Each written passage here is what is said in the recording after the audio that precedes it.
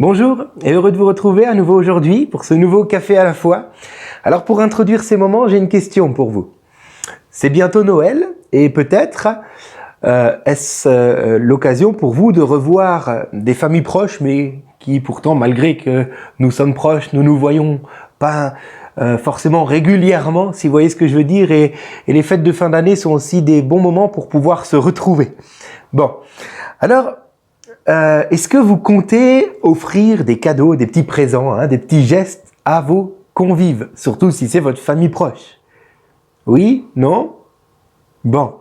Ensuite, à votre avis, est-ce que Dieu, lorsque il aura lui enfin la joie de nous avoir en sa présence, comprenez ce que je veux dire? En réalité, c'est nous qui serons véritablement heureux de pouvoir être pleinement dans sa présence.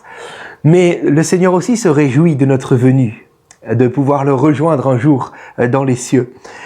Pensez-vous sincèrement que Dieu n'aurait pas un présent pour nous?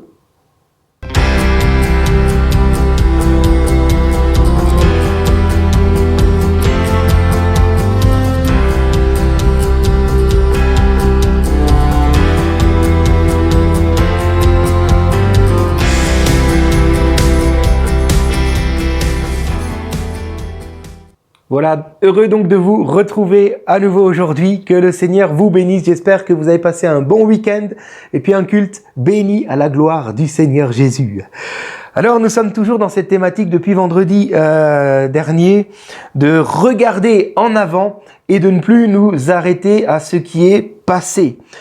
Je vous laisse relire, si vous le voulez, Genèse chapitre 49, cette annonce prophétique que Jacob va donner à ses fils et donc aux 12 tribus d'Israël que vont donc former les 12 enfants, les 12 fils de Jacob. Et au travers de ce récit, Moïse a un souhait, on en a parlé vendredi, il souhaite que les Juifs réalisent qu'il y a là devant eux, qui sont donc à la sortie, qui ont été délivrés de l'Égypte et qui sont sortis de l'Égypte avec Moïse, qui sont là au pied du Sinaï. Et Moïse veut que ces Juifs réalisent qu'il y a là devant eux encore un héritage pour eux. Car oui, chaque tribu doit recevoir sa part d'héritage dans tout le pays promis. Chaque tribu reçoit sa part. Donc, ne regardez plus en arrière, mais regardez en avant. Cessez de murmurer parce que vous voulez revenir en Égypte, vous aviez soi-disant là-bas à manger. Non, regardez en avant, il y a quelque chose pour vous, quelque chose qui vous attend. J'aimerais qu'on se pose la question, est-ce que nous réalisons que il y a aussi là encore pour nous un héritage qui nous attend? Un héritage qui nous attend où? Dans le ciel. Comme Paul, si nous réalisons cela, nous n'aurons qu'un seul objectif, c'est de courir vers le but. Alléluia. Alors, oui, des récompenses nous attendent dans le ciel et j'aimerais lire cela avec vous. Nous sommes dans l'évangile de Luc. Nous allons lire au chapitre 19, les versets 11 à 28. Mais avant de lire cela, simplement vous souligner le fait que le salut est offert par grâce pour quiconque croit en Jésus-Christ. Il n'y a rien à faire pour être sauvé si ce n'est que de croire. Et donc nous sommes tous sauvés, alléluia, lorsque nous croyons. Cependant, dans le ciel, il y aura différentes récompenses qui s'attacheront aux personnes qui rejoindront donc le Seigneur. Alors, je lis pour vous cette parabole que Jésus a donnée à ses disciples. Il dit ceci: comme la foule écoutait encore, Jésus ajouta une parabole. En effet, il était près de Jérusalem et l'on croyait que le royaume de Dieu allait apparaître immédiatement.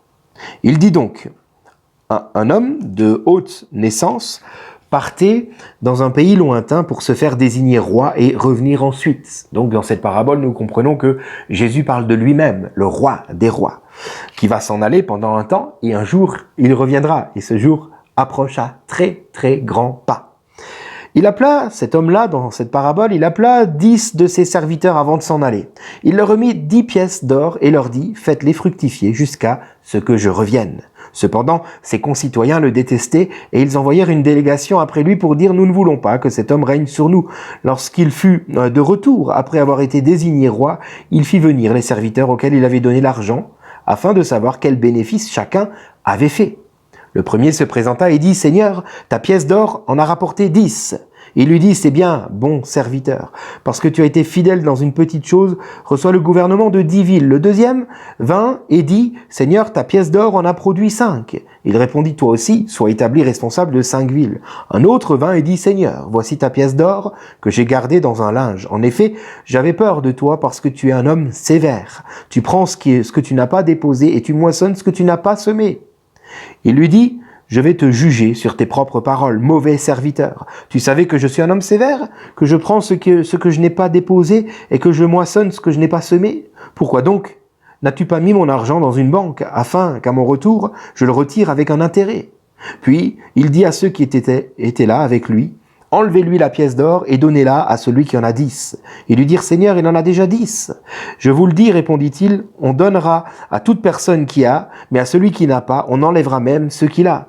Quant à mes ennemis qui n'ont pas voulu que je règne sur eux, amenez-les ici et mettez-les à mort devant moi. Amen.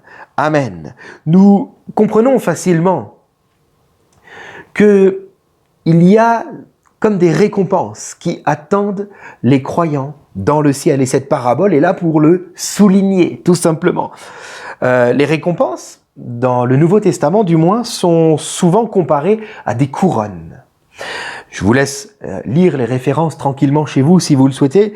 Il y a 5 couronnes. La couronne incorruptible dans 1 Corinthiens 9, verset 25. La couronne de vie, Jacques chapitre 1er, verset 12. Ou Apocalypse chapitre 2, verset 10.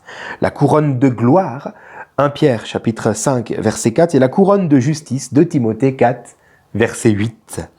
Alors on ne sait pas vraiment s'il s'agit de couronnes réelles qui nous attendent dans le ciel, voilà, où on aura vraiment quelque chose sur la tête, ou si ces couronnes symbolisent plutôt des degrés de responsabilité que nous connaîtrons dans l'éternité, dans le règne, plus précisément le règne de Christ, lors du millénium. Nous ne savons pas non plus si peut-être ces couronnes représentent le caractère des chrétiens, que le chrétien aura dans l'éternité.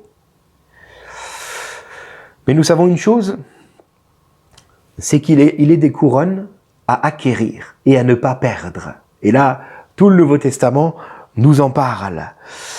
En parlant des récompenses célestes, donc de ces couronnes, on pourrait dire, certains théologiens pensent qu'il s'agit de dons qui seront accordés donc aux croyants, qui aura rejoint le royaume céleste.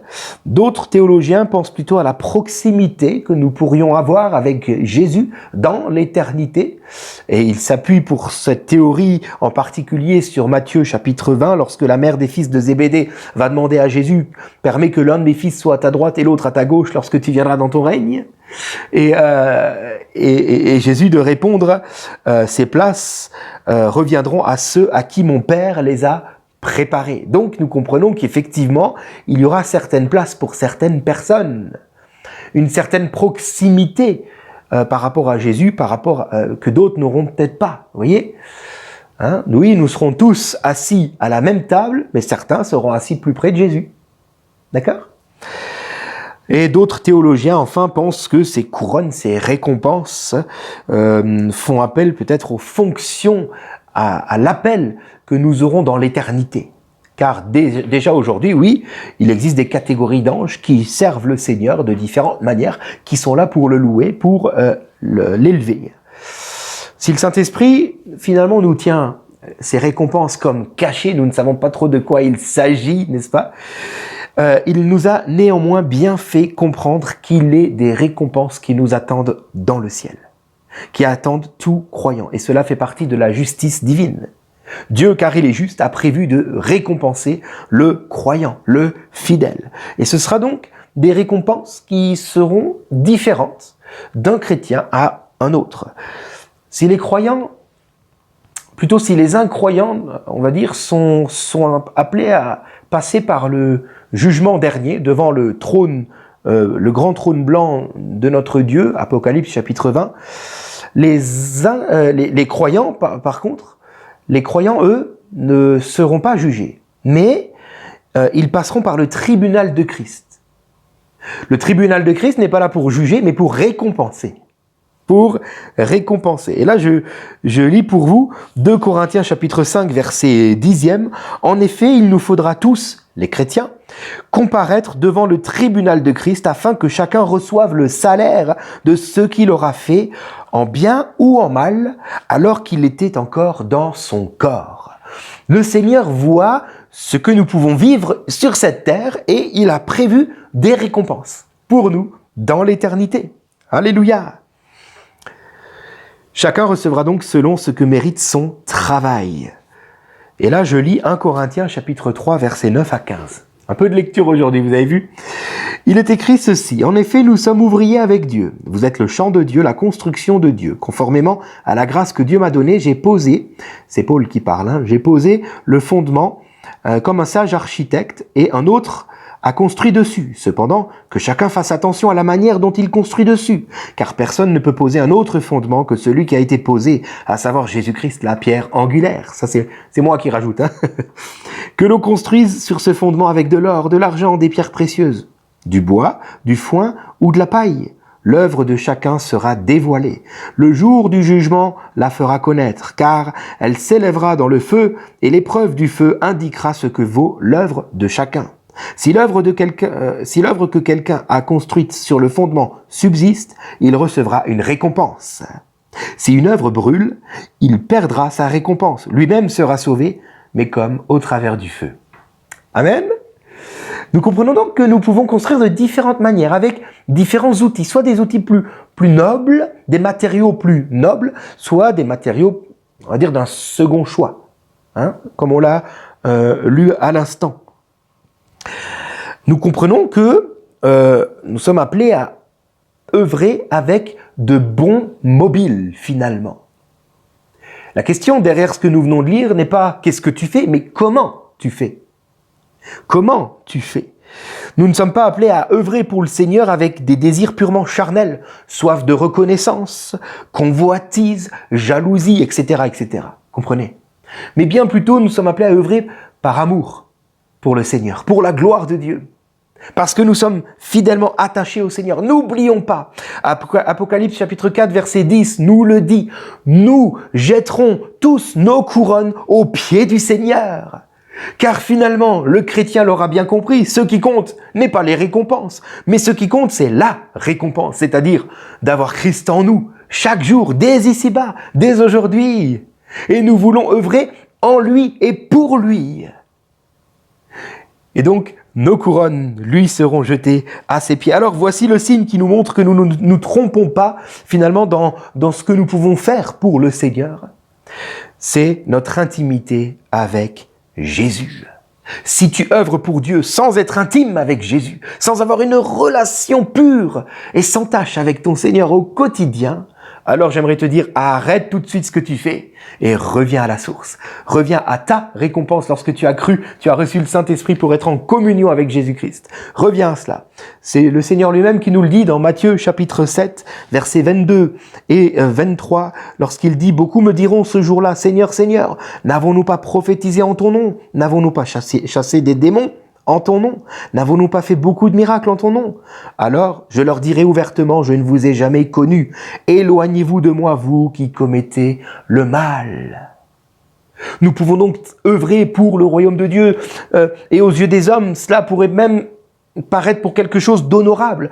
Or, Dieu voit nos cœurs. Est-ce que nous faisons par attachement au Seigneur ou est-ce que nous faisons par désir purement charnel? N'oublions pas que le troisième serviteur de cette parabole dans Luc que nous avions lu avant, le Seigneur lui dira que il doit se retirer de lui, les méchants doivent se retirer de sa présence car ils n'ont pas voulu qu'il règne sur eux. Le vrai croyant a bien compris qu'avant de faire, il s'agit plutôt d'être. D'être. Et dans toutes ces épîtres, Paul commence toujours par nous rappeler notre identité en Christ, qui nous sommes en Jésus, avant de commencer à nous parler de ce que Dieu attend de nous. La première œuvre du croyant, pour laquelle il aura une récompense, n'est pas dans le faire, mais dans l'être. C'est-à-dire, il s'agit de laisser Christ régner en nous. nous sanctifier, nous purifier, changer notre manière d'être, de vivre, de parler, de réagir. Portons donc les fruits de l'esprit. Mais ce faisant, lorsque nous vivons cela, alors 2 Pierre 1,8 nous dit si ces choses sont en vous, avec abondance, elles ne vous laisseront point oisifs ni stériles pour la connaissance de Christ. Alors donc, nous allons pouvoir ensuite faire. Et tous ces actes-là, qui ne brûleront pas face au feu de l'épreuve, mais qui tiendront car ils seront alors accomplis avec des matériaux nobles tels que l'or ou l'argent ou les pierres précieuses. Alors tous ces actes, toutes ces œuvres-là subsisteront et nous en tirerons même des récompenses. Quelle grâce! Nous ne faisons pas cela pour les récompenses, nous faisons cela parce que nous aimons le Seigneur, nous sommes attachés à lui. Mais Dieu qui est juste va nous récompenser. Quelle grâce! Alors mes amis, je termine en vous disant, ne regardez donc plus derrière, mais regardez en avant ce que le Seigneur vous réserve. Et dès aujourd'hui, votre récompense, c'est sa présence. Laissez-le régner en vous. Et ce faisant, il vous conduira dans tout ce que lui a prévu pour votre vie, afin qu'en plus de cela, vous en tiriez des récompenses pour l'éternité. Bénissons le Seigneur. Merci pour ta parole, Seigneur. Merci parce que tu es tellement bon envers nous. Seigneur, je prie que tu nous permettes de te laisser régner en nous premièrement, et peut-être s'il le faut d'arrêter de faire, afin que tu puisses vivre en nous, afin que nous puissions être réellement des chrétiens dignes de ce nom. Oui, viens régner en nous. Règne dans nos cœurs, règne dans nos pensées, règne dans nos vies, Seigneur. Et ensuite, engage-nous, Seigneur, à ta suite dans ce que tu as prévu pour nos vies, pour ta gloire, parce que tu as des projets pour chacun. Merci, Seigneur, parce que de tout cela, tu vas encore en plus nous récompenser. Quelle grâce, quel grand Dieu es-tu, riche en bonté. Merci, Seigneur. Amen. Que Dieu vous bénisse et à bientôt.